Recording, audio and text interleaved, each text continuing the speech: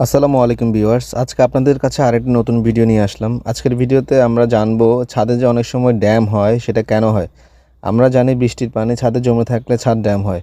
তাই আমরা যখন ছাদ নির্মাণ করব, ছাদ নির্মাণের সময় অবশ্যই ছাদের যে পাশে স্লোপ দেয়া সেই পাশে অবশ্যই একটি 3 ইঞ্চি অথবা 4 ইঞ্চি হোল করে রাখবো এবং পরবর্তীতে এইখানে যে দেখতে পাচ্ছেন এরকম একটি 3 ইঞ্চি অথবা 4 ইঞ্চি পাইপ ওই হোল দিয়ে ছাদের সাথে সংযুক্ত করে দিব, যার মাধ্যমে যখন বৃষ্টি হবে, বৃষ্টি পড়ার সাথে সাথে এইখান দিয়ে পানি অবশ্যই বের হয়ে যাবে। পানি বের হয়ে গেলে ছাদের মধ্যে পানি জমবে না এবং ছাদ ড্যাম হবে না। নতবা আপনার ছাদ 2 থেকে 3 বছরের মধ্যে ড্যাম হবে এবং ছাদ নষ্ট হবে, ছাদ থেকে পানি ঘামাবে। তাই এখানে যে পাইপটি দেখতে পাচ্ছেন এটা একটি 4 ইঞ্চি পাইপ। এভাবে 4 ইঞ্চি পাইপ ছাদের সাথে সংযুক্ত করে দিয়ে এবং একদম নিচে দিয়ে মাটি দিয়ে চাপা দিয়ে পুকুরের সাথে সংযুক্ত করে দিবেন, অথবা আপনার যদি নলকূপ থাকে তার সাথে সংযুক্ত করে দিবেন, তাহলে ছাদ ড্যাম হবে না।